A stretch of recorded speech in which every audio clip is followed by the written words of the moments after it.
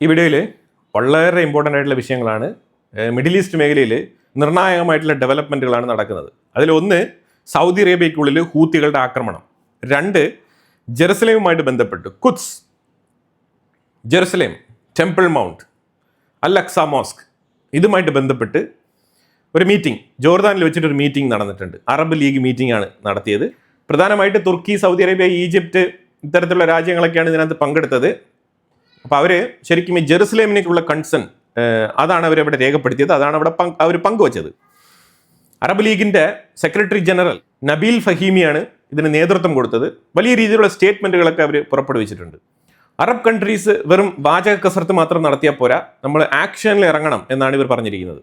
ഈ അറബ് ലീഗുമായിട്ട് ബന്ധപ്പെട്ട് എനിക്ക് പറയാനുള്ളത്, ആക്ഷനിൽ ഇറങ്ങണം എന്ന് പറഞ്ഞാൽ ഇറാനെതിരെ എന്ത് തരത്തിലുള്ള ആക്ഷനാണ് നിങ്ങൾ എടുത്തത്, അതാണ് ആദ്യം വിലയിരുത്തേണ്ടത്. എന്നിട്ട് മതി ജെറുസലേമിൻ്റെ കാര്യം. കാരണം എന്ന് വെച്ചാൽ ജെറുസലേമിനെ കുറിച്ചുള്ള കാഴ്ചപ്പാട് വളരെ വ്യക്തമായിട്ട് പറയുന്നുണ്ട്. അതിനെതിരാണ് ഇപ്പോഴത്തെ അറബ് ലീഗിൻ്റെ പ്രസ്താവന. പൊളിറ്റിക്കലി ഇവർ ഇപ്പം നിലവിൽ ഇസ്രായേൽ ജെറുസലേമിൽ നടത്തിക്കൊണ്ടിരിക്കുന്ന ആക്ഷൻസിനെ എതിർക്കുന്നുണ്ട്. അതായത് വെസ്റ്റ് ബാങ്കിൻ്റെ ഉള്ളിൽ ഇസ്രായേൽ നടത്തുന്ന സെർച്ച്, തീവ്രവാദികളെ പിടിക്കുന്നു എന്നുള്ള രീതിയിൽ കുറേ അറബ് യുവാക്കളെ അറസ്റ്റ് ചെയ്തിട്ടുണ്ട്. അതുപോലെ നിരവധിയായിട്ടുള്ള സ്ഥലങ്ങളിൽ ഇസ്രായേലിൻ്റെ ഉള്ളിൽ തീവ്രവാദ ആക്രമണം നടത്താനിരുന്ന പല പദ്ധതികളും ഇസ്രായേൽ തകർത്ത് കളഞ്ഞിട്ടുണ്ട്. അതുപോലെ ഈ അറബ് ലീഗ് ജോർദാനിൽ നിന്ന് പറയുന്ന വിഷയം എന്താണെന്ന് പറഞ്ഞാൽ, പാലസ്തീനിയൻ സെറ്റിൽമെന്റ്സ് ഇൻ ജെറുസലേം അതിനെ പ്രൊമോട്ട് ചെയ്യുന്നു, അതിനെ സപ്പോർട്ട് ചെയ്യുന്നു എന്നാണ് ഇവരുടെ വാദം. അതുപോലെ കലക്റ്റീവ്, അതേപോലെ effective legal diplomatic measures against ഇസ്രായേലിനെതിരെ കലക്റ്റീവായിട്ടും എഫക്റ്റീവായിട്ടുമുള്ള ഡിപ്ലോമാറ്റിക് മെഷേഴ്സ് സ്വീകരിക്കാൻ വേണ്ടിയിട്ടുള്ള നടപടികളും ഇവർ എടുത്തിട്ടുണ്ട്. ഇസ്രായേൽ ഈ കാലയളവിൽ വെസ്റ്റ് ബാങ്കിൻ്റെ ഉള്ളിൽ അറബ് സ്റ്റേറ്റുകൾക്കെതിരെ നടത്തിക്കൊണ്ടിരിക്കുന്ന നീക്കങ്ങളെ ഏത് വില കൊടുത്തും ചേർത്ത് തോൽപ്പിക്കണം എന്നാണ് ഇവർ പറഞ്ഞുകൊണ്ടിരിക്കുന്നത്. ഈസ്റ്റ് ജെറുസലേം എന്ന് പറയുന്നത് പാലസ്തീന് സ്വന്തമാണ്, അതൊരിക്കലും ഒക്കുപ്പൈഡ് ഇസ്രായേലിന് കൊടുക്കാൻ കഴിയില്ല എന്നുള്ളതാണ് ഇവരുടെ നിലപാട്. അതായത് ഇവരുടെ ഉള്ളിൽ പേടി തോന്നി തുടങ്ങിയിട്ടുണ്ട്. അതായത് ജെറുസലേം എന്ന് പറഞ്ഞ സ്ഥലം ഇസ്രായേൽ മൊത്തത്തിൽ അങ്ങ് ആന്തി എടുത്തുകൊണ്ട് പോകുമോ എന്നുള്ളൊരു പേടി. അതാണ് ഇപ്പം നിലവിൽ ഈ നബീൽ ഫഹീമി പറഞ്ഞു വെച്ചത്. അൽ അക്സ മോസ്ക് അഥവാ മസ്ജിദ് അൽ ഹറം, ഇത് മുസ്ലിംസിൻ്റെ വർഷിപ്പ് പ്ലേസ് ആണ്. ഇത് മറ്റാർക്കും വിട്ടുകൊടുക്കാൻ സാധിക്കില്ല എന്നുള്ളത് ഒന്നുകൂടി ഇവർ റെക്കോർഡ് ചെയ്യുകയാണ് ആ സ്റ്റേറ്റ്മെൻറ്റ്. അപ്പോൾ അതുകൊണ്ട് എല്ലാ മീഡിയകളിലും, അറബ് രാജ്യങ്ങളിൽ പ്രവർത്തിക്കുന്ന എല്ലാ മീഡിയകളിലും ഇസ്രായേലിനെതിരെയുള്ള ഇത്തരത്തിലുള്ള ജെറുസലേമിന് വേണ്ടിയിട്ടുള്ള, ജെറുസലേം പാലസ്തീനു വേണ്ടിയിട്ടുള്ളതാണെന്നുള്ള ആ ഒരു സ്റ്റേറ്റ്മെൻറ്റ് രേഖപ്പെടുത്തിക്കൊണ്ടുള്ള പ്രസ്താവനകൾ എല്ലാ മീഡിയകളിലും പ്രചരിപ്പിക്കണമെന്നാണ് പറഞ്ഞിരിക്കുന്നത്. മോദിയും നെതന്യാഹുവും തമ്മിൽ സ്ട്രാറ്റജിക് ഡിസ്കഷൻ, ഇന്ത്യയും ഇസ്രായേലും തമ്മിലുള്ള സ്ട്രാറ്റജിക് പാർട്ട്ണർഷിപ്പുമായിട്ട് ബന്ധപ്പെട്ട ഡിസ്കഷനാണ് രണ്ടുപേരും തമ്മിൽ നടത്തിയത്. ഞാൻ ഇതിനു മുമ്പ് പറഞ്ഞ ജെറുസലേമുമായിട്ട് ബന്ധപ്പെട്ട അറബ് ലീഗ് മീറ്റിങ്ങിനെ കുറിച്ച് ഇസ്രായേൽ പറഞ്ഞിരിക്കുന്നത്, അറബ് ലീഗ് പുറത്തിറക്കിയ ഡിക്ലറേഷനെ കംപ്ലീറ്റ്ലി റിജക്ട് ചെയ്തിരിക്കുകയാണ് ഇസ്രായേൽ. എന്നിട്ട് ഇസ്രായേൽ പറഞ്ഞിരിക്കുന്നത് അറബ് സബ്മിറ്റ് നടത്തിയത് ഫാൾസ് അക്യൂസിഷൻ ആണ്. ഇതാണ് നമ്പർ 1 സ്റ്റേറ്റ്മെൻറ്റ് ഇസ്രായേലിൻ്റെത്. Ignoring Jewish presence in Jerusalem, മനഃപൂർവ്വം ജൂവിഷും ജെറുസലേം അഥവാ ടെമ്പിൾ മൗണ്ടുമായിട്ട് ബന്ധപ്പെട്ട കണക്ഷനെ മനഃപൂർവ്വം മറക്കുകയാണ് അറബ് നേഷൻസ് എന്നുള്ളൊരു ആരോപണവും ഇസ്രായേൽ ഉയർത്തുന്നുണ്ട്.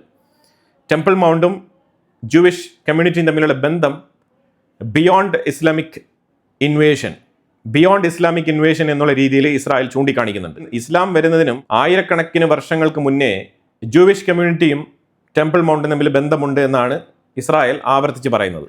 ഇസ്രായേൽ പറഞ്ഞത് ജെറുസലേം ഇറ്റ്സ് അണ്ടർ അവർ സൊവറിനിറ്റി, ഞങ്ങൾക്കും അവിടെ അവകാശമുണ്ട്, അതുപോലെ അത് എല്ലാവരുടെയും വർഷിപ്പ് പ്ലേസ് ആണ്, അല്ലാതെ ഒരു കമ്മ്യൂണിറ്റിയുടെയോ അല്ലെങ്കിൽ ഒരു റിലീജിയൻ്റെയോ മാത്രം വർഷിപ്പ് പ്ലേസ് അല്ല എന്നുള്ളതാണ് ഇസ്രായേലിൻ്റെ സ്റ്റേറ്റ്മെൻറ്റ്.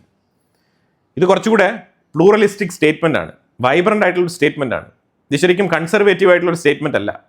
പക്ഷേ അറബ് ലീഗ് മുന്നോട്ട് വെക്കുന്നത് കൺസർവേറ്റീവ് സ്റ്റേറ്റ്മെൻ്റ് ആണ്. അതിനെതിരെ വളരെ ശക്തമായിട്ടുള്ള സ്റ്റേറ്റ്മെൻ്റ് ആണ് ഇസ്രായേൽ പറഞ്ഞിരിക്കുന്നത്. ഇസ്രായേൽ പറഞ്ഞിരിക്കുന്നത് committed to maintain the status quo, നിലവിൽ എന്താണോ എല്ലാ മതക്കാർക്കും അവിടെ പോയിട്ട് ആരാധന നടത്താനുള്ള ഒരു സ്വാതന്ത്ര്യമുള്ളത്, അതേ സ്റ്റേറ്റസ് കോ പിന്തുടരും. അതിലുപരിയായിട്ട് പുതുതായിട്ട് നിങ്ങളുടെ ഇത്തരത്തിലുള്ള റെസൊല്യൂഷനൊക്കെ കൊണ്ടുവന്ന് ഇവിടെ ഒരു വേലയും ഇറക്കണ്ട എന്നുള്ളതാണ് ഇസ്രായേലിൻ്റെ നിലപാട്. പിന്നെ ഇവിടെ ഇസ്രായേൽ ശരിക്കും പാലസ്തീനികളെ അവിടെ പ്രാർത്ഥനയ്ക്ക് അനുവദിക്കുന്നില്ല എന്നുള്ള തരത്തിലുള്ള റൂമേഴ്സൊക്കെയാണ് ഇപ്പോൾ ഇതിനകത്ത് പറഞ്ഞിരിക്കുന്നത്. അപ്പോൾ അത് പറഞ്ഞിരിക്കുന്നത് ഇസ്രായേൽ ഇപ്പോൾ അതിന് കൃത്യമായിട്ടുള്ള ഉത്തരം കൊടുത്തിരിക്കുന്നത്, എല്ലാ പ്രാർത്ഥന ടൈമിൽ അവിടെ കൃത്യമായിട്ട് ഗേറ്റുകൾ തുറക്കുന്നുണ്ട്, കൃത്യമായിട്ടുള്ള രീതിയിൽ ആൾക്കാരെ അവിടെ അനുവദിക്കുന്നുണ്ട്. ഇൻഫാക്ട് ടൂറിസ്റ്റുകളെ വരെ അവിടെ അനുവദിക്കുന്നുണ്ട്. ഇല്ല എന്ന് പറഞ്ഞു കഴിഞ്ഞാൽ ഞങ്ങളുടെ അടുത്ത് വീഡിയോ ഫൂട്ടേജ് സഹിതം തെളിവുണ്ടെന്നാണ് ഇസ്രായേൽ പറയുന്നത്. അതുപോലെ തന്നെ പ്രത്യേക ദിവസങ്ങളിൽ, അതായത് സെലിബ്രേഷൻ ദിവസങ്ങളിലൊക്കെ, പ്രത്യേക പുണ്യ ദിവസങ്ങളിൽ എന്നൊക്കെ പറയപ്പെടുന്ന ദിവസങ്ങളിലൊക്കെ അഡീഷണൽ IDF ഫോഴ്സിനെ അവിടെ ഡിപ്ലോയ് ചെയ്ത് സെക്യൂരിറ്റി ഉറപ്പുവരുത്തിക്കൊണ്ട് ഇവരുടെ പ്രാർത്ഥനയ്ക്ക് കാവൽ നിൽക്കുകയാണ് ഇസ്രായേൽ എന്നും കൂടി അവർ പറയുന്നുണ്ട്. അത് വളരെ എഫക്റ്റീവ് ആയിട്ടുള്ള കാര്യമാണ്. പക്ഷെ അവിടെ ഏറ്റവും കൂടുതൽ IDF സോൾജേഴ്സിനെ അവിടെ ഡിപ്ലോയ് ചെയ്യുന്നത് എന്തുകൊണ്ടാണെന്ന് പറഞ്ഞാൽ, ഈ വരുന്നവർ ഈ പുണ്യമാസങ്ങളിലൊക്കെ അലക്സ മോസ്കിൽ പ്രാർത്ഥനയ്ക്ക് വരുന്നവർ വിശ്വാസത്തിൽ ഭയങ്കരമായിട്ട് ഭക്തി മൂത്ത് വന്നിട്ട് യഹൂദിനെതിരെയാണ് നിലപാടെടുക്കുന്നത്. കാരണം ഇവരുടെ ഷോർട്ട് കട്ട്, യഹൂദിനെതിരെ എന്തെങ്കിലും ചെയ്തു കഴിഞ്ഞാൽ ഒരു ഷോർട്ട് കട്ട് ഉണ്ട്. ആ ഷോർട്ട് കട്ട് പ്രയോഗം അവിടെ നടത്തുന്നത് കൊണ്ടാണ് കൂടുതൽ സോൾജേഴ്സിനെ ഇസ്രായേലിനെ അവിടെ ഡിപ്ലോയ് ചെയ്യേണ്ടി വരുന്നത് എന്നാണ് ഇസ്രായേൽ പറഞ്ഞിരിക്കുന്നത്. ഇത് വളരെ ശ്രദ്ധേയമായി നോക്കി കാണേണ്ട ഒരു പോയിന്റാണ്. കാരണം പലപ്പോഴും ഇപ്പം ഈ ഗാസ, അതുപോലെ തന്നെ ഇപ്പം നിലവിലെ ഈ 2023 ഒക്ടോബർ 7 അതിനുശേഷമുള്ള ഈ ഒരു യുദ്ധം തുടങ്ങുന്നതിന് മുമ്പ് പലപ്പോഴായിട്ട് വെറുതെ ഇരിക്കുന്ന നോർമൽ ടൈമിലും ഈ ടെമ്പിൾ മൗണ്ട് ഭാഗത്ത്, ഈ അലക്സ മോസ്കിന്റെ ഭാഗത്ത് കാവലിന് വേണ്ടിയിട്ട് അവിടെ നിൽക്കുന്ന IDF സോൾജേഴ്സ് സ്റ്റോൺ പെൽറ്റിംഗ്, അതേപോലെ പലതരത്തിലുള്ള അഭ്യാസ പ്രകടനങ്ങൾ ഈ അറബ് യുവാക്കൾ, കൊച്ചുകുട്ടികൾ ഇവരൊക്കെ കാണിക്കാറുണ്ട്. അതിന് കാരണം അവരുടെ ടീച്ചിങ്സ് ആണ്. ഇത്തരത്തിലുള്ള ആക്ടിവിറ്റീസിൽ നിന്നാണ് ഇത്തരത്തിലുള്ള വിഷമേറിയ ടീച്ചിങ്സ് ഈ കുട്ടികൾക്ക് ലഭിക്കുന്നു എന്നുള്ളത് ഇസ്രായേൽ പിന്നീട് മനസ്സിലാക്കിയത്. ഇതുമായിട്ട് ബന്ധപ്പെട്ട് UN പലതവണ ഇസ്രായേൽ ആവർത്തിച്ച് സ്റ്റേറ്റ്മെന്റുകൾ പറഞ്ഞിട്ടുണ്ട്. പലസ്തീന്റെ ഉള്ളിലുള്ള പഠന രീതികൾ മാറ്റണം, യഹൂദിനെതിരെയുള്ള വിദ്വേഷം പഠിപ്പിക്കുന്നത് നിർത്തണം എന്നുള്ള രീതിയിൽ പലതവണ ആവർത്തിച്ച് പറഞ്ഞിട്ടുണ്ട് ഇസ്രായേൽ. ഹോർമൂസ് ഓപ്പൺ ആണ്, പക്ഷേ പേപ്പറിൽ മാത്രം, അല്ലാതെ കപ്പൽ ഗതാഗതം ഇതുവരെ നോർമലൈസ് ചെയ്യപ്പെട്ടിട്ടില്ല. ഇപ്പോഴും വളരെ കുറഞ്ഞ അളവിലാണ് കപ്പലുകൾ കടന്നു പോകുന്നത്. ഇന്നലെ ഹൂത്തികൾ സൗദി അറേബ്യക്കുള്ളിൽ നടത്തിയ അറ്റാക്ക്, മാരകമായിട്ടുള്ള അറ്റാക്കാണ് സൗദി അറേബ്യക്കുള്ളിൽ വീണ്ടും ഹൂത്തികൾ നടത്തിക്കൊണ്ടിരിക്കുന്നത്. അവർ പറഞ്ഞ പ്രിയംറ്റീവ് സ്ട്രൈക്കാണ് ഞങ്ങൾ സൗദി അറേബ്യക്കെതിരെ നടത്തിയതെന്നാണ് ഹൂത്തികൾ പറഞ്ഞിരിക്കുന്നത്. പക്ഷേ സൗദി അറേബ്യ ഇനി എന്ത് ചെയ്യാൻ പോകുന്നു എന്നുള്ളതാണ് പ്രധാനപ്പെട്ട ചോദ്യം. കാരണം പ്രിയംറ്റീവ് സ്ട്രൈക്ക് നടത്തിയ സ്ഥിതിക്ക് സൗദി അറേബ്യ തിരിച്ചടിക്കുന്നില്ല എന്നുണ്ടെങ്കിൽ അത് നാണക്കേടാണ്. അതായത് മിഡിൽ ഈസ്റ്റിൽ ഇപ്പോഴും സംഘർഷങ്ങൾക്ക് അയവില്ല എന്നാണ് മനസ്സിലാക്കാൻ പറ്റുന്നത്. അക്യൂട്ട് മാൽ ന്യൂട്രീഷനെ കുറിച്ചുള്ള റിപ്പോർട്ട് UN പുറത്തിറക്കിയിട്ടുണ്ട്. ഇതിനകത്ത് മനസ്സിലാക്കേണ്ടത്, ഗാസയിലാണല്ലോ ഏറ്റവും വലിയ പരാതി ഉണ്ടായിരുന്നത്. അവിടുത്തെ കുട്ടികൾക്ക് മാൽ ന്യൂട്രീഷനാണ്, അവിടെ വല്ലാത്ത രീതിയിലുള്ള പോഷകാഹാരക്കുറവുണ്ട് എന്നുള്ള തരത്തിലാണ് പല വാർത്തകളും പുറത്തു വന്നുകൊണ്ടിരുന്നത്. ഇപ്പോൾ യഥാർത്ഥ റിപ്പോർട്ട് പുറത്തു വന്നിട്ടോ നിങ്ങൾ നോക്കൂ. ഗാസയിൽ 1.3% ആണ് പോഷകാഹാരക്കുറവുള്ളത് അവിടുത്തെ കുട്ടികൾക്ക്. തുർക്കിയിലും ഏകദേശം ഇതേ അളവാണ് കേട്ടോ, 1.3%. തുർക്കിയിൽ ഇസ്രായേൽ യുദ്ധമൊന്നും നടത്തുന്നില്ല, അവിടെയും 1.3% ഈ പോഷകാഹാരക്കുറവുണ്ട്. ലെബനനിലുമുണ്ട് 1.3%.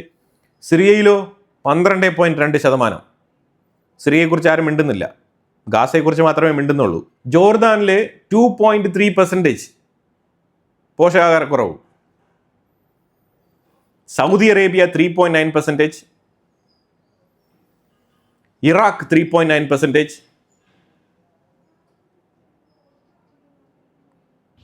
Iran 4.2%, Yemen 16.8%, സുഡാനിലോ 17.7%. അപ്പോൾ ഇവിടെ റിയാലിറ്റിയാണ് മനസ്സിലാക്കേണ്ടത്. ഗാസയിൽ പലരും, ഈ ഫ്രീ പാലസ്തീൻ ടീമുകളൊക്കെ ഗാസയിൽ പോഷകാഹാരക്കുറവെന്ന് പറഞ്ഞിട്ടുള്ള ആ ഒരു ലൈ, അതിനെ തച്ചുടയ്ക്കുന്ന രീതിയിലാണ് ഈ റിപ്പോർട്ട് ഇപ്പോൾ പുറത്തു വന്നിരിക്കുന്നത്. അതുപോലെ മിഡിൽ ഈസ്റ്റ് മേഖലയിൽ അമേരിക്കയുടെ സർവൈലൻസ് ശക്തമായ രീതിയിൽ നടക്കുന്നുണ്ട്. എന്തെങ്കിലുമൊക്കെ ഒന്ന് സംഭവിക്കും. അമേരിക്കയും സൗദി അറേബ്യയും കൂടി ചേർന്നിട്ട് ഹൂത്തികൾക്കെതിരെ നടപടിയെടുക്കാനുള്ള ശ്രമമാണ് ഇപ്പം നടന്നുകൊണ്ടിരിക്കുന്നത് എന്നാണ് മനസ്സിലാക്കാൻ പറ്റുന്നത്. തീർച്ചയായിട്ടും ഇതുമായിട്ട് ബന്ധപ്പെട്ട കൺഫേം ആയിട്ടുള്ള വാർത്ത വന്നിട്ടില്ല ഇതുവരെ. പക്ഷേ മിഡിൽ ഈസ്റ്റ് മേഖലയിൽ സർവൈലൻസ് ശക്തിപ്പെടുത്തിയിരിക്കുകയാണ് അമേരിക്ക. നിർണായകമായിട്ട് വിഷയങ്ങളാണ് ഈ വീഡിയോയിൽ പങ്കുവച്ച്. ഇതിനെക്കുറിച്ച് അഭിപ്രായങ്ങൾ കമന്റ് ബോക്സിൽ രേഖപ്പെടുത്തുക. കൂടുതൽ വാർത്തകളുമായിട്ട് അടുത്ത വീഡിയോയിൽ വരാം. Thank you so much.